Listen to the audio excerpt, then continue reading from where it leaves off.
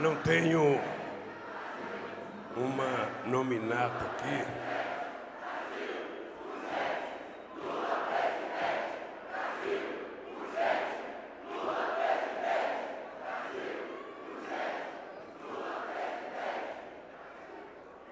Queridos companheiros e companheiras, eu não tenho nominata porque os apresentadores já disseram o nome de todas as personalidades que estão aqui.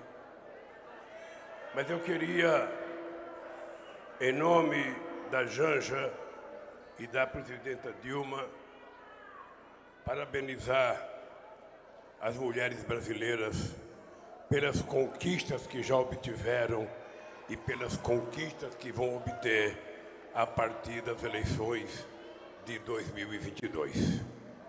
Vocês não são maioria apenas numericamente. Vocês são maioria na capacidade de elaboração de propostas e na capacidade de luta.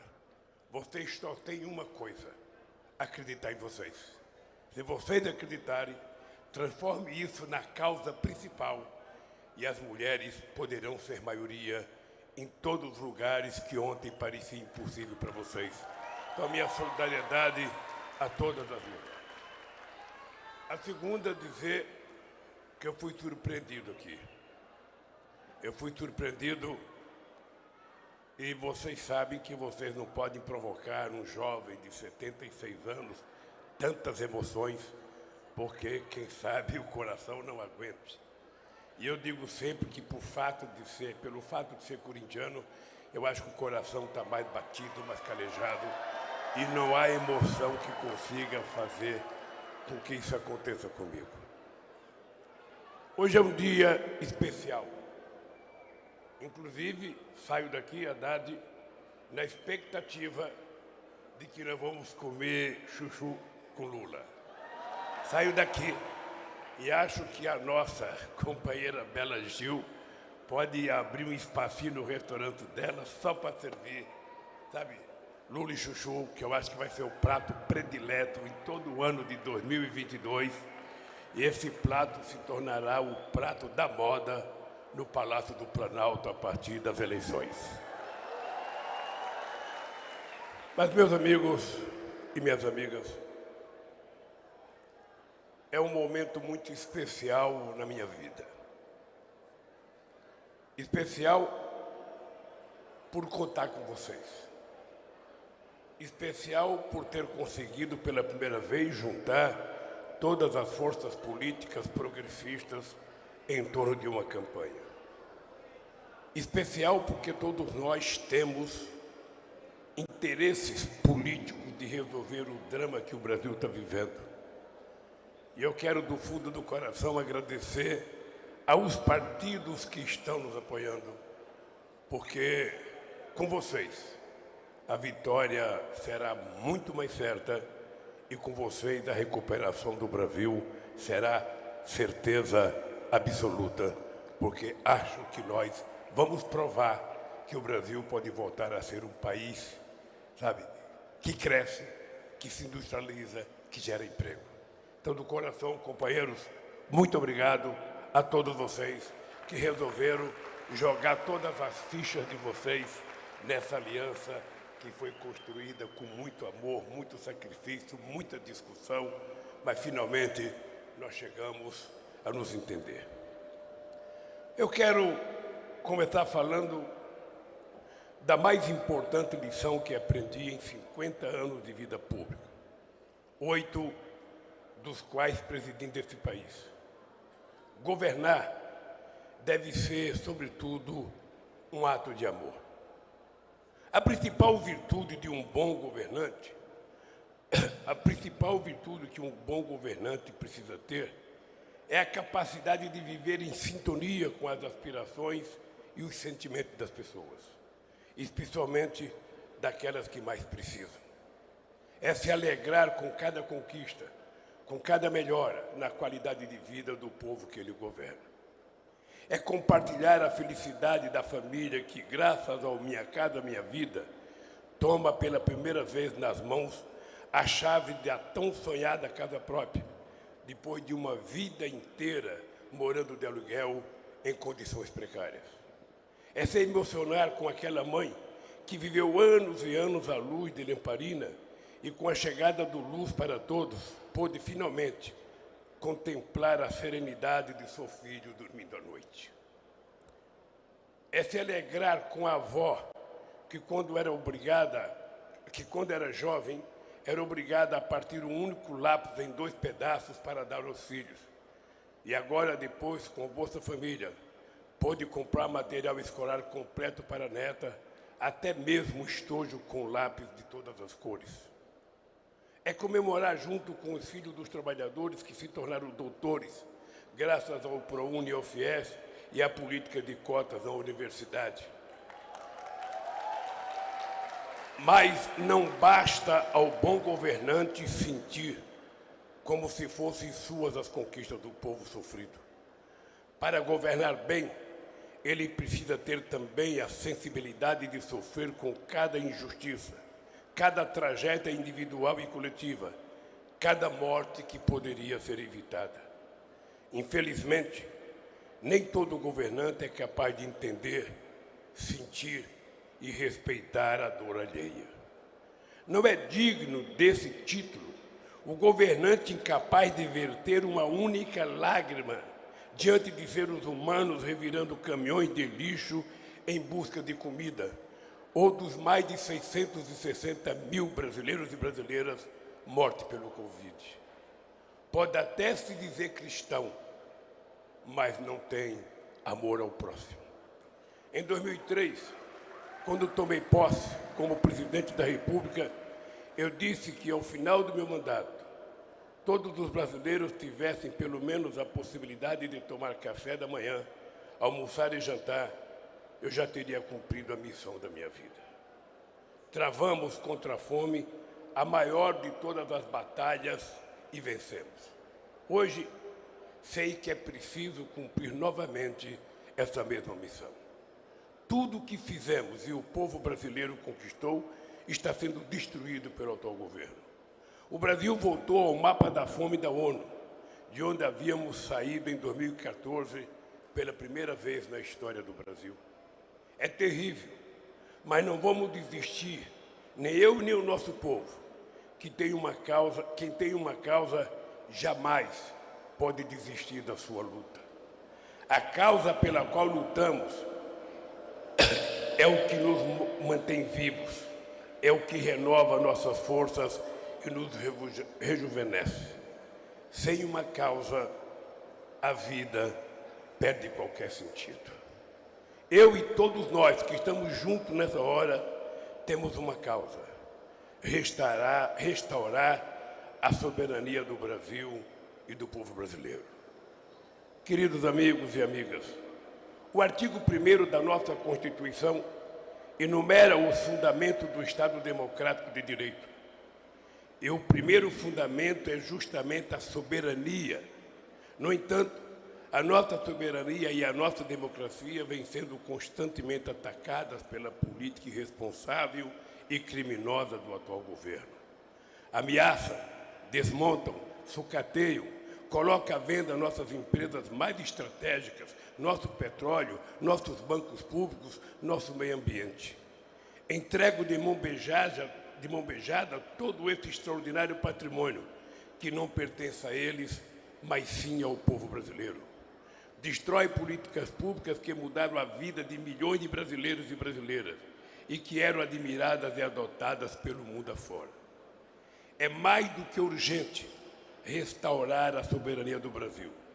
Mas defender a soberania não se resume à importantíssima missão de resguardar nossas fronteiras terrestres, marítimas e o nosso espaço aéreo.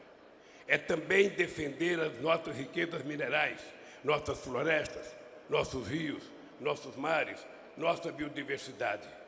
E é, antes de tudo, garantir a soberania do povo brasileiro e os direitos de uma democracia plena. É defender o direito à alimentação de qualidade, é defender o bom emprego, o salário justo, os direitos trabalhistas, o acesso à saúde e à educação. Defender nossa soberania é também recuperar a política altiva e ativa que elevou o Brasil à condição de protagonista no cenário internacional. O Brasil era um país soberano, respeitado no mundo inteiro, que falava de igual para igual com os países mais ricos e poderosos, e que, ao mesmo tempo, contribuía para o desenvolvimento dos países pobres, por meio de cooperação, investimento em transferência de tecnologia. Foi o que nós fizemos na nossa querida América Latina e também no nosso querido continente africano. Defender a nossa soberania é defender a integração da América do Sul, da América Latina e do Caribe, e fortalecer novamente o Mercosul, a Unasul, a CELAC e os BRICS. É estabelecer livremente as parcerias que forem melhores para o país, sem submissão a quem quer que seja, e lutar por uma nova governança global. O Brasil é grande demais para ser relegado a esse triste papel de pária do mundo, por conta da submissão, do negacionismo, da truculência e das agressões a nossos mais importantes parceiros comerciais, causando enormes prejuízos econômicos ao país. Meus amigos e minhas amigas, defender nossa soberania é defender a Petrobras, que vem sendo desmantelada e sucateada, dia após dia.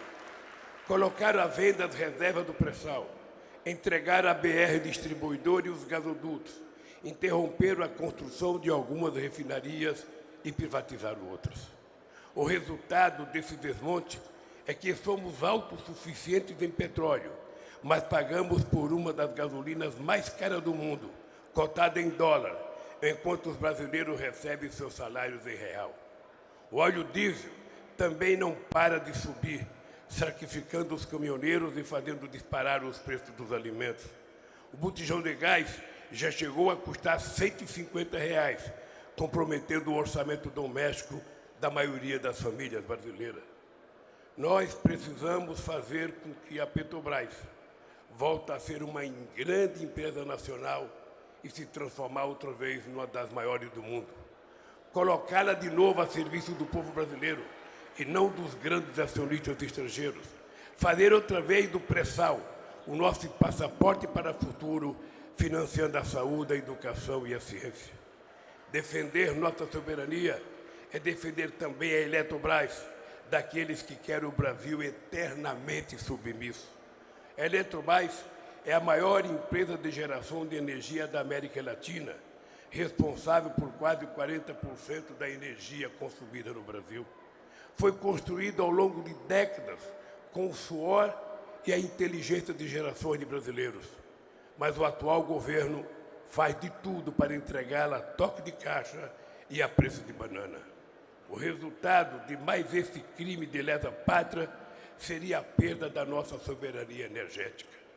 Perder a Eletrobras é perder a Chess, é perder Furnas, é perder a Eletronorte, é perder a Eletrosul, entre outras empresas essenciais para o desenvolvimento do nosso país.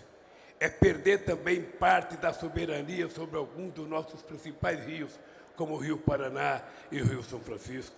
É dizer adeus ao programa como o Programa Luz para Todos, responsável por trazer para o século XXI cerca de 16 milhões de brasileiros e brasileiras que antes viviam na escuridão. É aumentar ainda mais a conta de luz, que hoje já pesa não apenas no bolso do trabalhador, mas também no orçamento da classe média.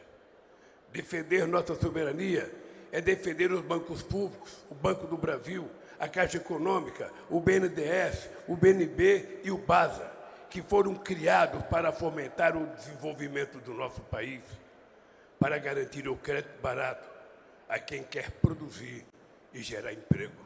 E vocês viram que foram esses bancos que salvaram o nosso país na crise de 2008 e 2009. Para financiar obras de saneamento e a construção de apartamentos e casas para a população de baixa renda e também da classe média. Para apoiar a agricultura familiar e os pequenos e médios produtores rurais, porque nenhum país será soberano se não cuidar de quem produz 70% dos alimentos que chegam na nossa mesa todo santo dia.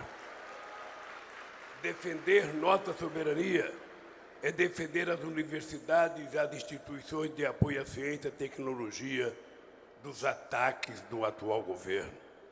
Porque um país que não produz conhecimento, que persegue seus professores e pesquisadores, que corta a bolsa de pesquisa e reduz os investimentos em ciência e tecnologia, esse país está condenado ao atraso. Nos nossos governos, nós mais que triplicamos os recursos direcionados para a CNPq, a CAPES e o Fundo Nacional de Desenvolvimento Científico e Tecnológico. Eles saltaram de 4 bilhões e 500 milhões em 2002 para 13 bilhões 970 milhões em 2015. Já com o atual governo, esses investimentos recuaram outra vez para 4 bilhões e 400 milhões, valor menor do que aquele de 20 anos atrás. Defender a soberania do Brasil é investir na infraestrutura capaz de transformar o país e a vida do seu povo, aumentar a produtividade da economia e criar as bases para o progresso e o futuro. Mas o atual governo não cuida da infraestrutura que este país precisa. Paralisaram obras importantes que estavam em andamento. Tentam se apropriar de outras que receberam praticamente concluídas. É o caso da transposição do Rio São Francisco, uma obra sonhada desde os tempos do Império, que nós tornamos realidade para que 12 milhões de brasileiros tivessem finalmente água chegando às suas casas e jorrando nas suas torneiras. Nossos governos não só planejaram e conceberam a transposição, como fizemos 88% de todas as obras, mas eles tentam enganar o povo dizendo que foram eles que construíram as obras do São Francisco. Defender a nossa soberania é defender a Amazônia da política de devastação posta em prática pelo atual governo.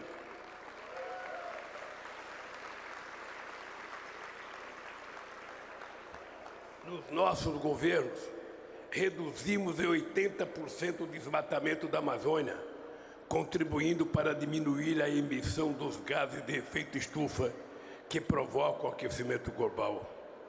Mas os cuidados com o meio ambiente vão além da defesa da Amazônia e de outros biomas. É preciso voltar a investir em saneamento básico como fizemos nos nossos governos, acabar com o esgoto a céu aberto e cuidar da destinação do lixo das pessoas que vivem de coleta de materiais recicláveis. Cuidar do meio ambiente é, antes de tudo, cuidar das pessoas. É buscar a convivência pacífica entre o desenvolvimento econômico e o respeito à flora, à fauna e aos seres humanos. A transição para um novo modelo de desenvolvimento sustentável é um desafio planetário e vocês serão desafiados daqui para frente a pensar um outro modelo e um outro jeito de desenvolvimento. Também nesse sentido, temos muito a aprender com os povos indígenas, guardiães ancestrais do meio ambiente. Defender a nossa soberania é garantir a posse de suas terras aos povos indígenas, que estavam aqui milhares de anos antes da chegada dos portugueses e que foram capazes de cuidar delas melhor do que ninguém. E que agora estão vendo seus territórios invadidos ilegalmente por garimpeiros, grileiros e madeireiros. O resultado desse crime continuado, que acontece com a conivência do atual governo, vai além da destruição de florestas e rios. Compromete a sobrevivência física dos povos indígenas e não poupa sequer criança, como nós vimos recentemente no aldeia Yanomami. É dever do Estado garantir a segurança e o bem-estar de todos os seus cidadãos e cidadãs, que merecem e devem ser tratados com respeito. Nunca um governo como este que está aí estimulou tanto o preconceito, a discriminação e a violência. Nenhum país será soberano enquanto mulheres continuam a ser assassinadas pelo simples fato de serem mulheres. Enquanto pessoas continuarem a ser espancadas e mortas por conta da sua orientação sexual, enquanto não forem combatidos com rigor o extermínio da juventude negra e o racismo estrutural que fere, mata e nega direitos e oportunidades. Minhas amigas e meus amigos, somos o terceiro maior produtor mundial de alimentos. Somos o maior produtor de proteína animal do mundo. Produzimos comida em quantidade mais do que suficiente para garantir alimentação de qualidade para todos. No entanto, a fome voltou ao nosso país. Não haverá soberania enquanto 116 milhões de brasileiros sofreram algum tipo de insegurança alimentar, enquanto 19 milhões de homens e mulheres e crianças forem dormir todas as noites com fome, sem saber se terão um pedaço de pão para comer no dia seguinte. Não haverá soberania enquanto dezenas de milhões de trabalhadores continuarem submetidos ao desemprego, à precarização e ao desalento. Nós fomos capazes de gerar mais de 20 milhões de empregos com carteira assinada e com todos os direitos garantidos, enquanto eles destruíram os direitos trabalhistas e geraram mais desemprego e mais sofrimento na vida do povo trabalhador. É preciso avançar numa legislação que garanta todos os direitos dos trabalhadores, que estimula a negociação em bases civilizadas, justa, entre patrões, empregados, governo e, por que não dizer, até envolvendo as universidades, que contribua para criar melhores empregos para fazer girar a roda da economia. Não é possível que o reajuste da maioria das categorias profissionais fique abaixo da inflação, ao contrário do que acontecia em nossos governos. Não é possível que o salário mínimo continue perdendo o poder de compra ano após ano. Nos nossos governos, ele subiu 74% acima da inflação, aumentando o consumo e aquecendo a economia. Se os trabalhadores não têm dinheiro para comprar, os empresários também não terão para quem vender. Isso leva ao que assistimos hoje: o fechamento de fábricas em São Paulo, na Bahia, na Zona Franca de Manaus e em outras regiões, inclusive muitas multinacionais deixando o nosso país. Precisamos também criar um ambiente fértil ao empreendedorismo para que possam florescer o talento e a criatividade do povo brasileiro. Esse país precisa voltar a criar oportunidades para que as pessoas possam viver bem melhor, para que as pessoas possam viver bem, melhorar de vida e tornar os seus sonhos realidade. Hoje, vivemos uma situação desoladora. Um país cujo maior desejo de sua juventude é ir embora para o exterior em busca de oportunidades. Esse país nunca será soberano. Precisamos voltar a investir em educação de qualidade, da creche ao pós-doutorado. Não haverá soberania enquanto a educação continuar a ser tratada como gasto desnecessário e não como investimento essencial para fazer do Brasil um país desenvolvido e independente.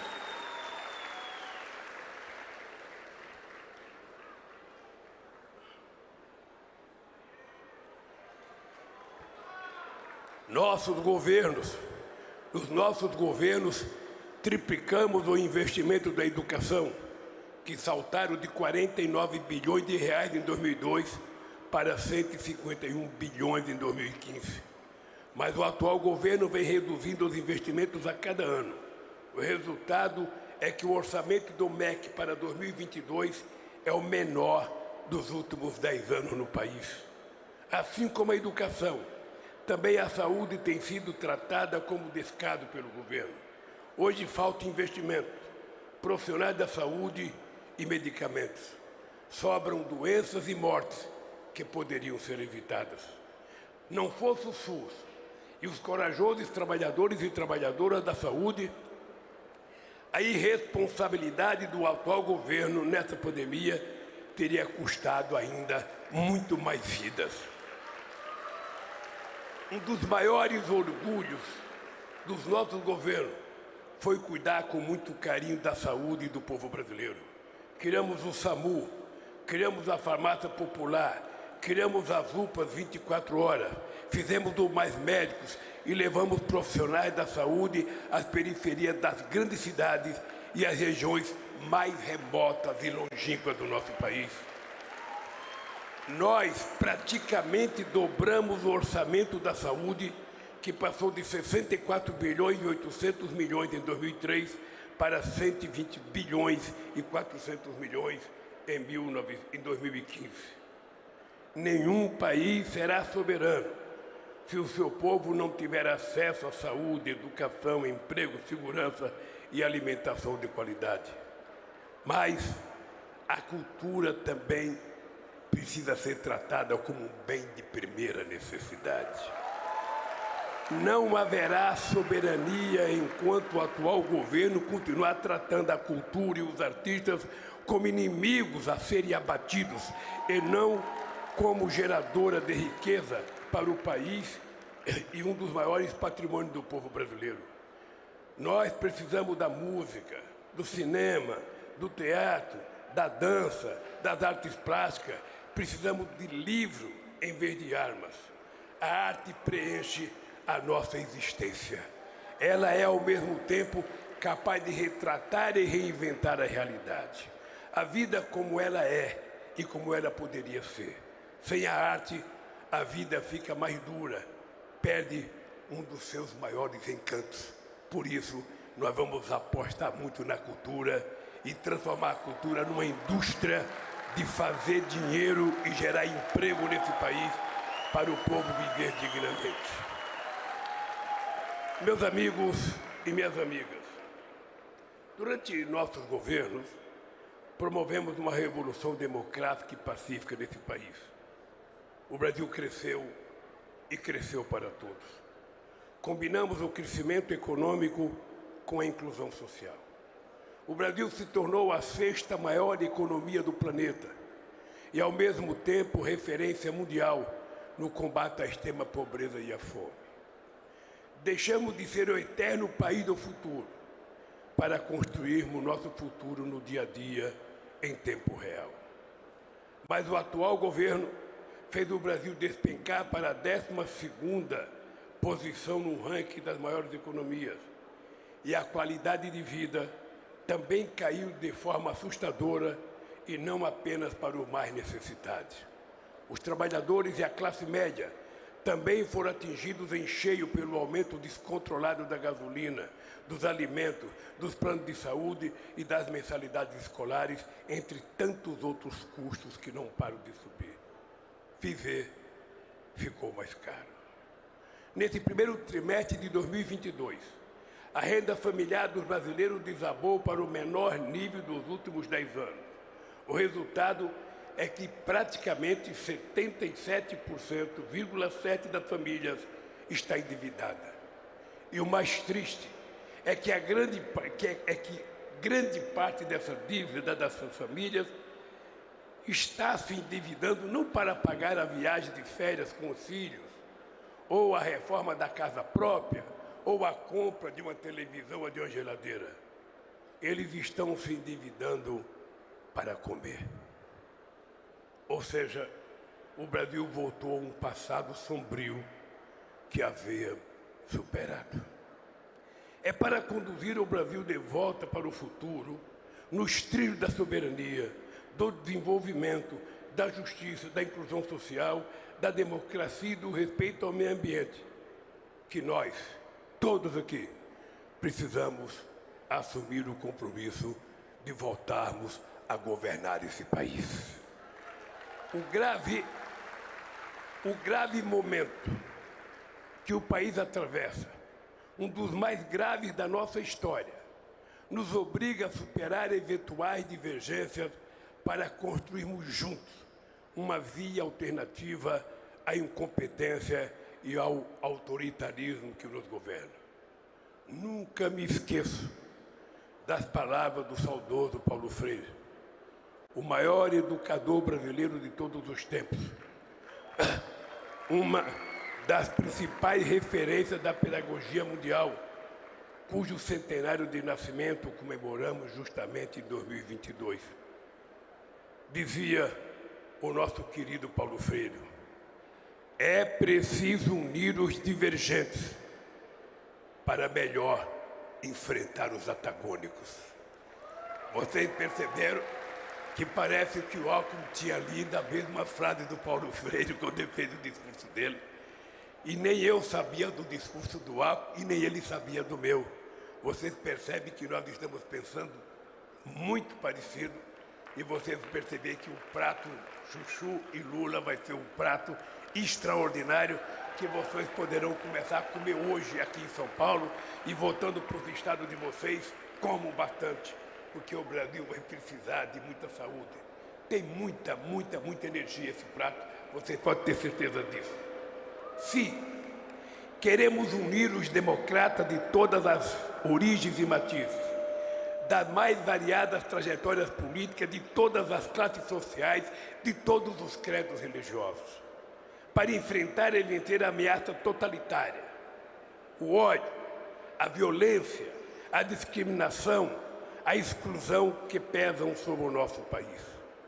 Queremos construir um movimento cada vez mais amplo de todos os partidos, organizações e pessoas de boa vontade que desejam de volta a paz e a concórdia ao nosso país. Esse é o sentido da nossa união, da união progressista, que envolve os companheiros do PT, PCdoB, PV, PSB, PSOL, Rede de Solidariedade. Todos dispostos a trabalhar, não apenas pela vitória em 2 de outubro, mas pela reconstrução e pela transformação do Brasil, que será mais difícil do que ganhar as eleições. Tenho orgulho e muito orgulho de contar com o então companheiro Geraldo Alckmin nessa nossa jornada. Alckmin foi governador enquanto eu era presidente. Somos de partidos diferentes, fomos adversários, mas também trabalhamos juntos e mantivemos o diálogo institucional e o respeito pela democracia. Tive em Alckmin um adversário leal e estou feliz por tê-lo na condição de aliado, um companheiro cuja lealdade sei que jamais faltará, nem a mim e muito menos a vocês e ao Brasil. Queridas amigos e queridos amigos, quando governamos o país, o diálogo foi nossa marca registrada. Criamos importantes mesas de negociação e conselho de participação da sociedade civil junto a todos os ministérios. Além disso, realizamos 74 conferências de âmbito municipal, estadual e nacional, com a participação de milhões de pessoas, para discutir os mais diferentes temas: saúde, educação, juventude, igualdade racial, direito da mulher, comunicação, segurança pública e tantos outros. Dessa extraordinária experiência democrática e participação popular, nasceram parte das várias políticas públicas que nós conseguimos implantar e mudar o Brasil. Agora, precisamos de novo mudar o Brasil. Vamos precisar convocar tudo outra vez, chamar todas as pessoas. A nossa sorte é que algumas pessoas já não existem mais, mas nós renascemos nos nossos filhos, renascemos nos nossos netos, renascemos nos nossos bisnetos e nós vamos encontrar uma juventude mais ávida, com mais vontade de lutar do que aqueles que lutaram no nosso governo. Para isso, em vez de promessas, apresento o imenso legado do nosso governo. Fizemos muito mais. Fizemos muito, mas tenho consciência de que ainda é preciso e é possível fazer muito mais. Precisamos, novamente, colocar o Brasil entre as maiores economias do mundo, reverter o acelerado processo de desindustrialização do país, criar um ambiente de estabilidade política, econômica e institucional que incentive os empresários a investirem, outra vez no Brasil, com garantia do retorno seguro e justo para eles, para o país e para o povo trabalhador. Companheiros e companheiras, fui vítima de uma das maiores perseguições políticas e jurídicas da história desse país. Fato reconhecido pela Suprema Corte Brasileira e pela Organização das Nações Unidas. Mas não espere de mim ressentimento, mágoas ou desejo de vingança. Primeiro, porque não nasci para ter ódio, nem mesmo daqueles que me odeiam. Mas também porque a tarefa de restaurar a democracia e reconstruir o Brasil exigirá de cada um de nós um compromisso de tempo integral. Não temos tempo a perder odiando quem quer que seja. Não faremos jamais como o nosso adversário, que tenta mascarar a sua incompetência, brigando o tempo inteiro com todo mundo e mentindo 7 vezes por dia. A verdade liberta e o Brasil precisa de paz para poder progredir. Queridas amigas e queridos amigos, em setembro próximo, o Brasil completa 200 anos de independência. Mas poucas vezes na história a nossa independência esteve tão ameaçada. Felizmente, para comemorar o 7 de setembro, a menos de um mês das eleições de 2 de outubro,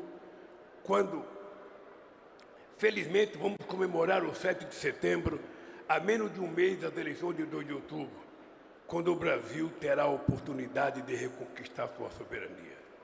Quando o Brasil terá a oportunidade de decidir que país vai ser pelos próximos anos e pelas próximas gerações. O Brasil da democracia ou do autoritarismo? Da verdade ou das 7 mentiras contadas todo dia? Do conhecimento e da tolerância ou do obscurantismo e da violência? Da educação e da cultura ou de revólveres e fuzis? Um país que fortaleça e incentiva a sua indústria ou assista parada à sua destruição? Um país exportador de bens de valor agregado ou o eterno exportador de matéria-prima? O país do estado de bem-estar social ou o país do estado mínimo, que nega o mínimo à maioria da sua população? O país que defenda o seu meio ambiente ou que abra a porteira para passar a boiada? O Brasil que garante saúde, educação e segurança para todos os brasileiros e brasileiras ou somente o país que garante esse direito para os mais ricos? Nunca foi tão fácil escolher. Nunca foi tão necessário a gente fazer a escolha certa de que país a gente quer. Mas é preciso dizer com muita clareza, com toda clareza, para sair da crise, crescer e se desenvolver, o Brasil precisa voltar a ser um país normal, no mais alto sentido da palavra. Não somos a terra do faroeste, onde cada um impõe a sua própria lei. Não. Temos a lei maior, a Constituição, que rege a nossa existência coletiva. E ninguém, absolutamente ninguém, está acima dela. Ninguém tem o direito de ignorá-la ou de afrontá-la. A normalidade democrática está consagrada na Constituição. E é ela que estabelece os direitos e obrigações de cada poder, de cada instituição, de cada um de nós. É imperioso que cada um volte a tratar dos assuntos da sua competência, sem exorbitar, sem extrapolar, nem interferir nas atribuições alheias. Chega de ameaças, chega de suspeições absurdas, chega de chantagens verbais, chega de tensões artificiais. O país precisa de calma e tranquilidade para trabalhar e vencer as dificuldades atuais. Ele decidirá livremente no momento em que a lei determina quem deve governá-lo. Nós queremos governar para trazer de volta o modelo de crescimento econômico com inclusão social, que fez o Brasil progredir de modo acelerado e que tirou 36 milhões de brasileiros e brasileiras da extrema pobreza. Queremos votar para que ninguém nunca mais ouse desafiar a democracia e para que o fascismo seja devolvido ao esgoto da história de onde jamais deveria ter saído. Nós temos um sonho, somos movidos à esperança e não há força maior que a esperança de um povo que sabe que pode voltar a ser feliz. A esperança de um povo que sabe que pode voltar a comer bem, a ter um bom emprego, um salário digno e direitos trabalhistas, que pode melhorar de vida e ver seus filhos crescendo com saúde, até chegar à universidade e virar doutor. É preciso mais do que governar, é preciso cuidar. E nós vamos outra vez cuidar com muito carinho do Brasil e do povo brasileiro. Queridas companheiros e companheiros, o que nós estamos fazendo aqui hoje é mais que um ato político. Essa é uma conclamação aos homens e mulheres de todas as gerações, a todas as classes, todas as religiões, todas as raças, todas as regiões do país, para que a gente possa lutar, reconquistar a democracia e recuperar a nossa soberania. E eu tenho certeza que vocês e outros milhões que estão nos assistindo, e outros milhões que ainda têm dúvida, e 8 milhões que ainda respondem não sei, eu tenho certeza que a hora que começar o trabalho de viajar para o Brasil, de conversar com o povo, e cada um de vocês começar a falar a verdade para esse país, eu tenho certeza que nós vamos conseguir fazer a maior revolução pacífica que a história do mundo conhece. Eu quero outra vez agradecer a você, agradecer a cada um de vocês. Eu, quando vi o Riquião aqui e vi toda a briga do Riquião em defesa, sabe, da soberania nacional, eu queria te dizer, companheiro Riquião, que você é um jovem de 81 anos de idade e, pelo que eu te conheço, você vai viver o suficiente para a gente comemorar junto numa praça pública a recuperação da soberania brasileira, a recuperação da industrialização desse país, a recuperação da liberdade de cada um ser o que quiser, como quiser, de cada um ser democrático.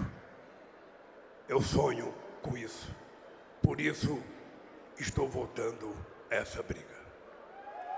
Por isso, eu quero terminar dizendo, companheira Dilma, que bom que você está aqui, porque tem muita gente que, na perspectiva de criar confusão entre nós dois, fala assim para mim: ah, você vai levar a Dilma para o ministério? Você vai levar o Zé Dirceu para o ministério? Você vai levar? Nem eu vou levar e jamais a Dilma caberia no ministério, porque a Dilma, ela tem a grandeza de ter sido a primeira mulher a ser presidenta da história desse país.